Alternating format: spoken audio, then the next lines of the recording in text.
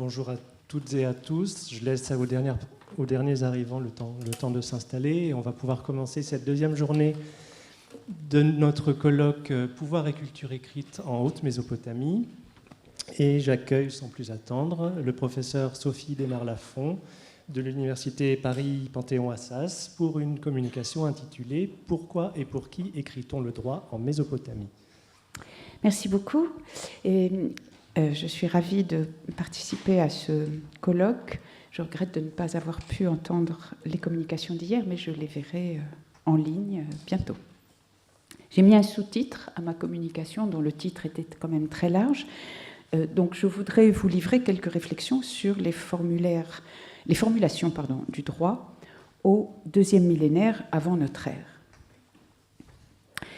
Si les Sumériens ont inventé l'écriture, il est logique de supposer qu'ils ont également inventé l'écriture du droit. De fait, les plus anciens textes juridiques en cunéiforme remontent, on le sait, à l'époque pré-sargonique, qui a livré de nombreux contrats de vente de terres et d'esclaves. Mais cette longue pratique ne doit pas faire oublier que le droit mésopotamien est avant tout oral. Nous avons donc accès seulement à une petite partie de la culture juridique cunéiforme, celle qui a survécu dans les tablettes d'argile et les inscriptions monumentales. La raison pour laquelle ces textes ont été rédigés dépend de leur nature, qui elle-même est déterminée par des critères formels. Ces critères formels identifient le contenu et les destinataires des textes. Faute de manuels ou de traités de doctrine, le formalisme reste le seul élément de classification des sources, préalable, indispensable à leur interprétation. Le droit est en effet avant tout un art du rangement. Les juristes commencent toujours par chercher à quelle étiquette correspond une situation donnée. Ils puisent aujourd'hui dans les définitions et les concepts transmis par les Romains qui n'ont pas d'équivalent au Proche-Orient ancien, où les mots de la loi, du contrat ou du jugement sont très ordinaires. Et c'est l'agencement de ces termes dans un énoncé casuistique ou dans un formulaire qui indique l'appartenance à la sphère juridique. Les Mésopotamiens pensaient et donc rangeaient le droit autrement, et c'est à travers les illustrations pratiques qu'ils nous ont laissées que nous pouvons apercevoir les catégories implicites qu'ils mettaient en œuvre. La forme la plus répandue de rédaction du droit est l'énoncé conditionnel, qui est aussi utilisé dans d'autres sciences, notamment la médecine et la divination.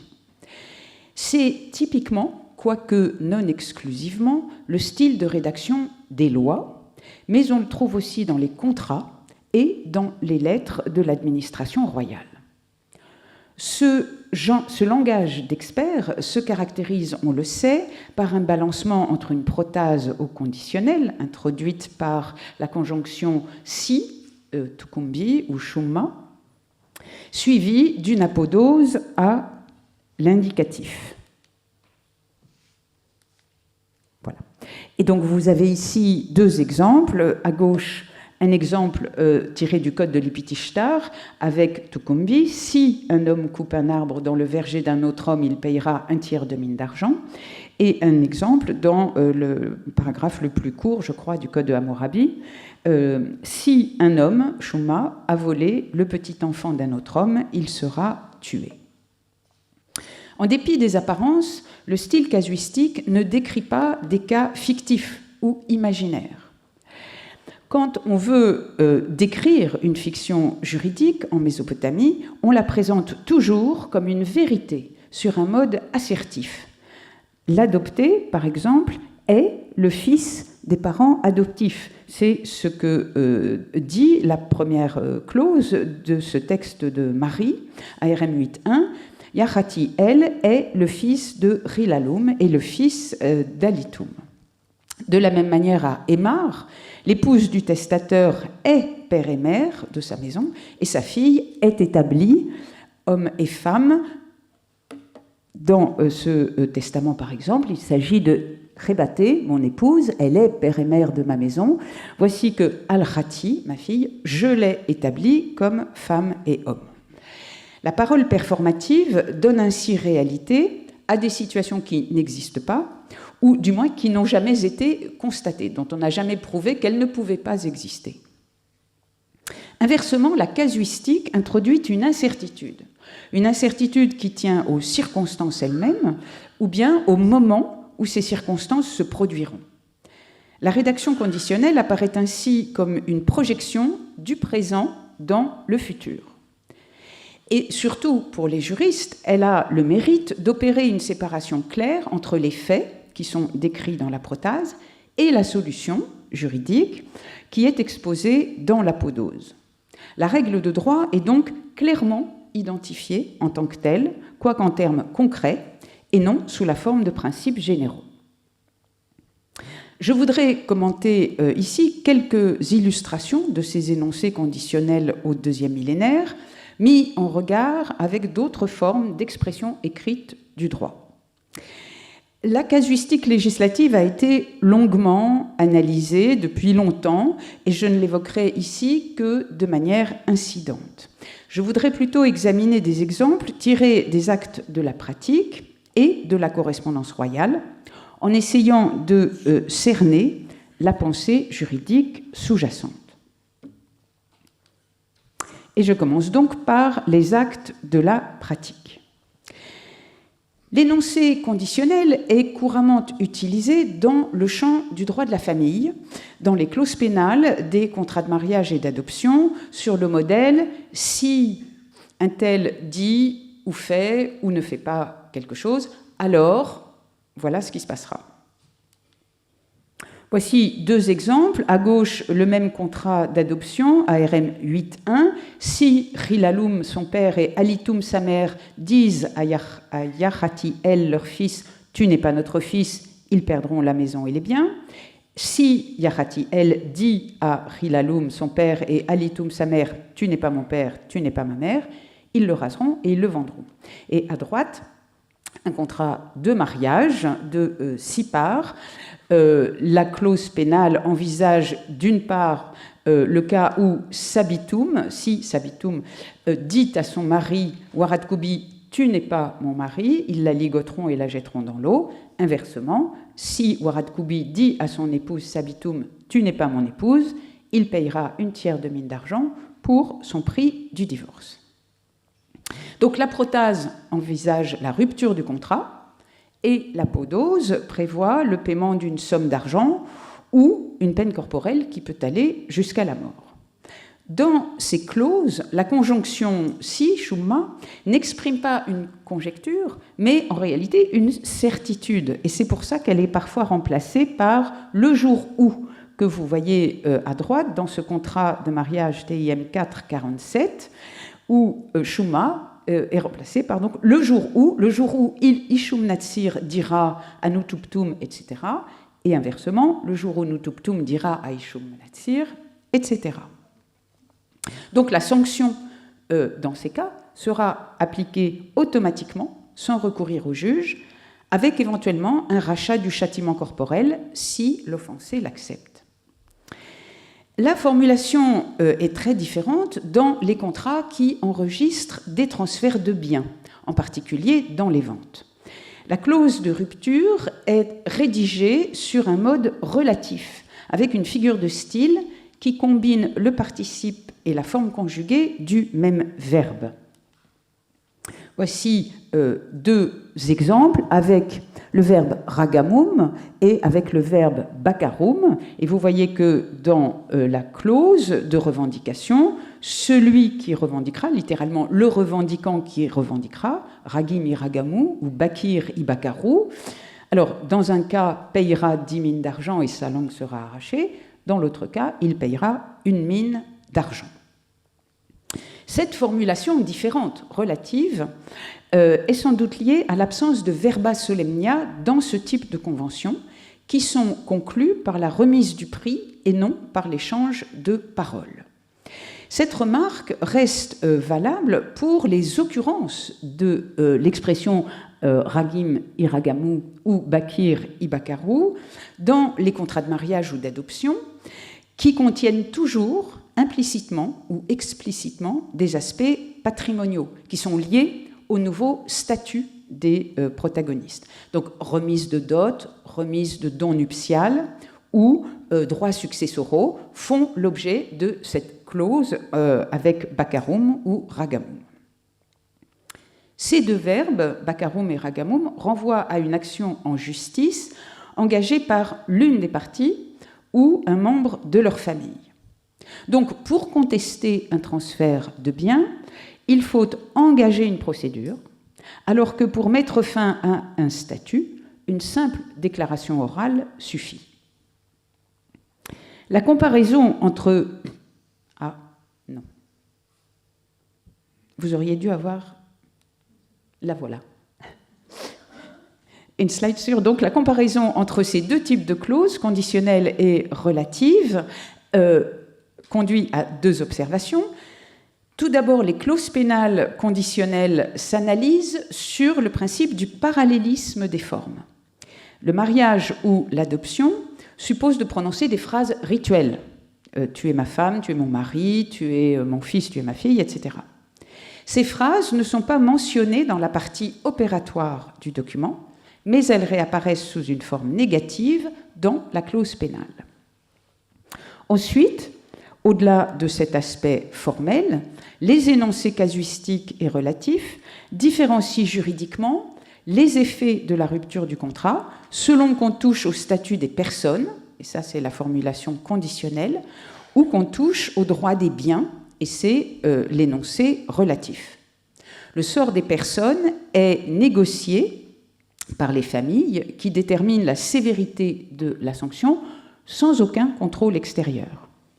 Le sort des biens est décidé par les juges qui tranchent objectivement sur la base des preuves rapportées par les parties.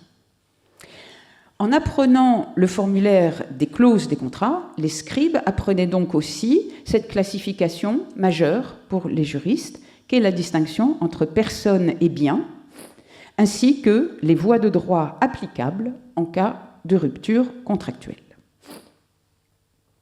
J'en viens maintenant à la correspondance royale, et je voudrais regarder trois aspects. La gestion des affaires courantes, ensuite la gestion des cas compliqués, et pour terminer, la gestion des cas particuliers. Donc, pour commencer, la gestion des affaires courantes. Les problèmes administratifs ou judiciaires étaient souvent soumis au roi, qui répondait généralement de faire une enquête, puis d'agir en conséquence. Par exemple, dans cette lettre de Hammurabi à Shamash-Razir, concernant un maraîcher dont la terre familiale a été confisquée au profit d'un soldat, le roi s'écrie « Depuis quand un champ ayant un statut permanent peut-il être confisqué ?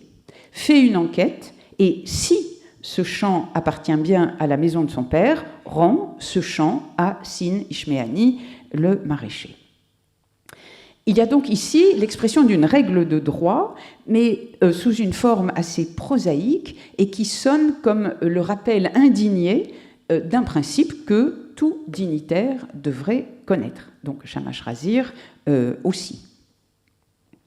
Alternativement, le roi peut aussi énoncer un cas et son contraire sous la forme si, sinon, comme le montre cet extrait d'une autre lettre, d'une lettre de Marie, envoyée par Zimrilim à son épouse Shiptou, à propos du statut d'une jeune fille. Il s'agit de vérifier la rumeur selon laquelle elle serait une prêtresse d'Addou. Le roi ordonne d'abord de faire une enquête, et ensuite il dit, si elle est bien une prêtresse d'Addou et qu'elle se plaint, fait-la sortir du palais et qu'elle séjourne dans la maison d'Ibaladou, qui est son père. Si, au contraire, cette jeune fille ne se plaint pas, qu'elle séjourne dans le palais et qu'on lui donne une garde. Alors, dans ces deux cas, on voit que la phrase conditionnelle fonctionne comme une sorte de mode d'emploi. Le roi indique par avance les résultats attendus de l'action à mener en se basant sur des considérations matérielles précisément décrites.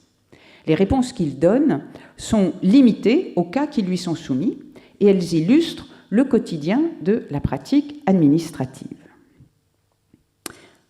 Voyons maintenant la gestion des cas compliqués, ou disons délicats.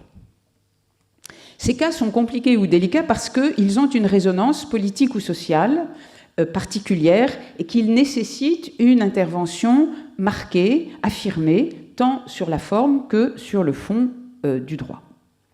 Pour trancher ces situations difficiles, le roi utilise le style apodictique, comme dans cette lettre de Samsu-Iluna envoyée au gouverneur de l'Ida-Marat, Ibi Shahan. Le roi affirme « Personne ne doit acheter un homme ou une femme ressortissant de l'Ida-Marat ou d'Arabra à des soutéens ». L'interdiction qui est posée ici répond aux inquiétudes du roi d'Eshnuna, comme l'a montré Michael Guichard, inquiétude face aux raids répétés des soutéens dans la région, mais elle vise aussi à lutter contre le fléau du trafic humain. Le même type de formulation est attesté dans le rescrit de Samsu-Iluna, qui est adressé aux autorités de Sipar à propos de l'entrée dans le cloître de religieuses naditum qui ne sont pas dotées. Et la réponse du roi est formulée sous cette forme assertive « J'ai ordonné de ne pas laisser entrer dans le cloître une naditum qui n'est pas entretenue par sa famille, et pour la naditum qui réside dans le cloître alors que son père et ses frères ne l'entretiennent pas et ne lui ont pas écrit de tablette, j'ai ordonné de faire pression sur son père et ses frères pour écrire une tablette et la faire entrer au cloître. » Dans ces deux cas, l'ordre direct n'est pas d'application universelle. Il vise un segment bien défini de la population, les habitants d'une région, les habitants de l'Ida-Marat, ou les religieuses naditum. L'objectif est d'apporter une réponse rapide à un problème urgent et par la même occasion d'invalider les actes juridiques contraires aux dispositions royales. La vente de personnes libres enlevées par les soutéens est déclarée nulle ipso facto et la religieuse sans dot ne pourra pas entrer au cloître sans qu'il soit besoin d'argumenter davantage. Ces paroles impérieuses sont donc des actes d'autorité en même temps que des mesures de caractère juridique.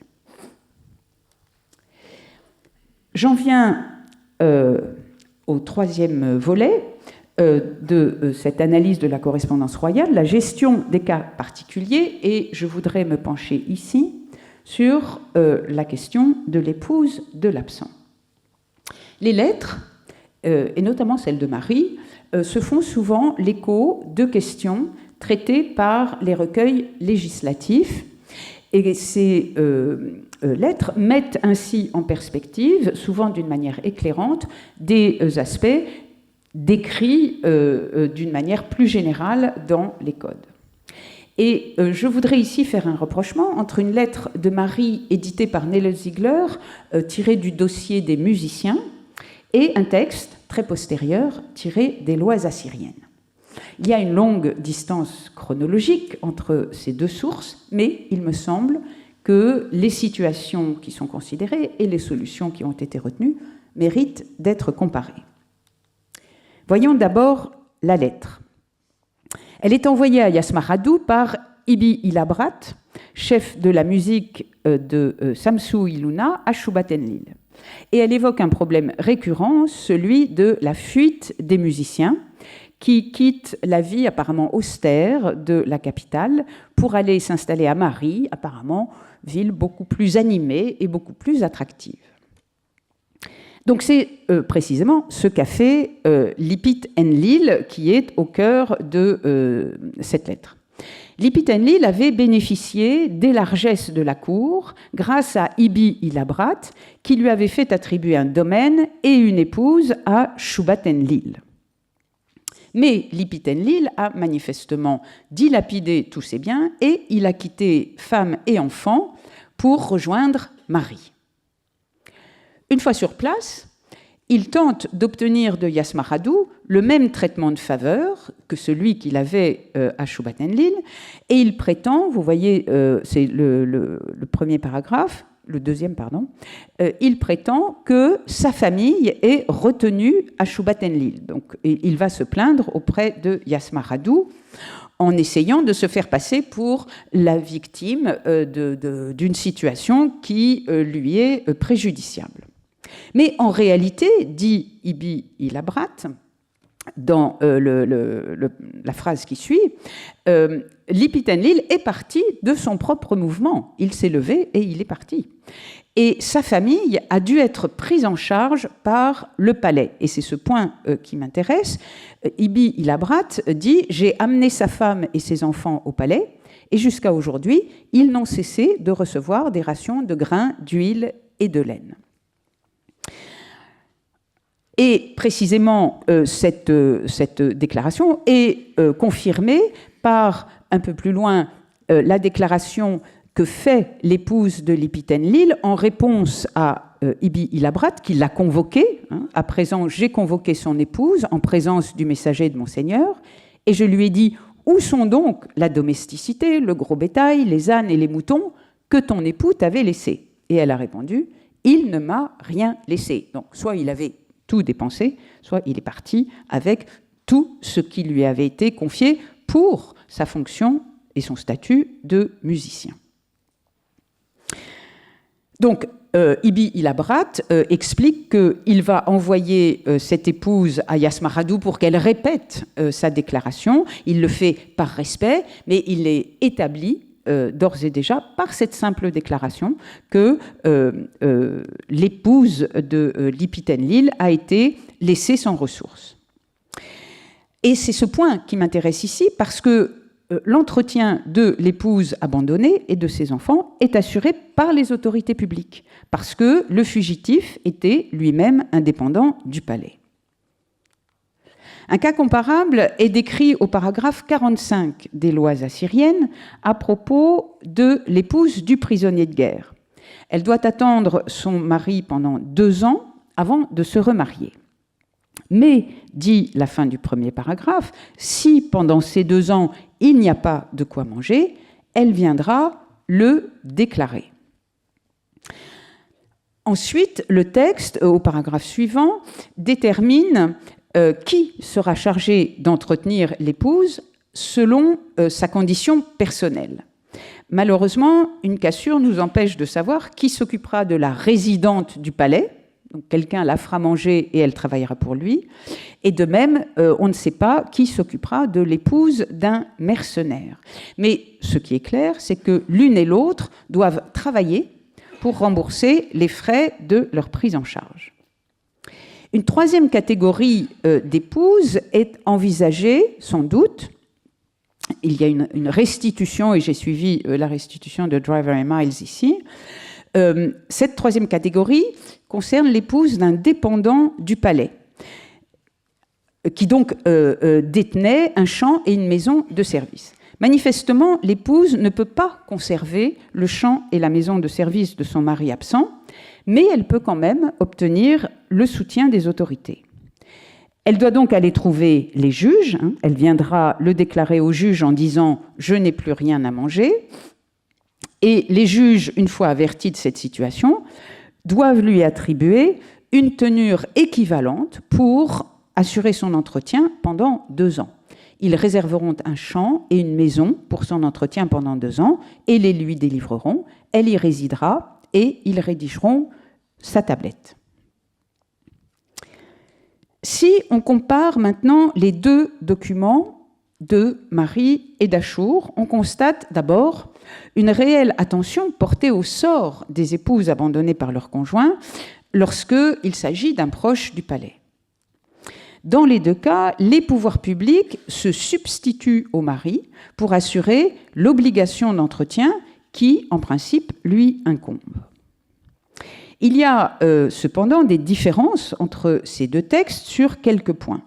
Le premier concerne l'absence du mari, qui est involontaire dans les lois assyriennes, puisqu'il s'agit d'un soldat capturé par l'ennemi, et qui est volontaire pour Lipit-Enlil, qui cherche manifestement une vie plus festive. Le principe d'un soutien financier semble pourtant acquis à la famille dans les 2 cas. ce qui paraît indiquer que les motifs de l'absence n'entrent pas dans les critères d'éligibilité de l'allocation. La deuxième différence tient à la nature de l'aide apportée. À Marie, l'épouse reçoit des rations. À Achour, elle vit des revenus d'une terre, ce qui est peut-être plus avantageux. Mais dans les deux cas, cette aide financière est versée sans contrepartie et elle est déclenchée par une simple déclaration d'un état de nécessité. Enfin, une troisième différence est liée à la durée de l'aide publique, qui est limitée à 2 ans dans les lois assyriennes. La lettre de Marie ne dit rien à ce sujet parce que son principal objet est d'alerter Yasmaradou sur la duplicité du musicien et non pas dénoncer les droits de l'épouse abandonnée. Malgré ces différences, on voit que l'abandon, volontaire ou forcé, des femmes mariées était un phénomène manifestement récurrent face auquel les autorités publiques répondaient par des formes de solidarité qui font écho au thème bien connu de la protection des miserabiles personae. Il y a ainsi en Haute-Mésopotamie un droit substantiel pérenne qui s'exprime sous des formes diverses mais reflète des invariants de la pensée juridique mésopotamienne. Je vous remercie.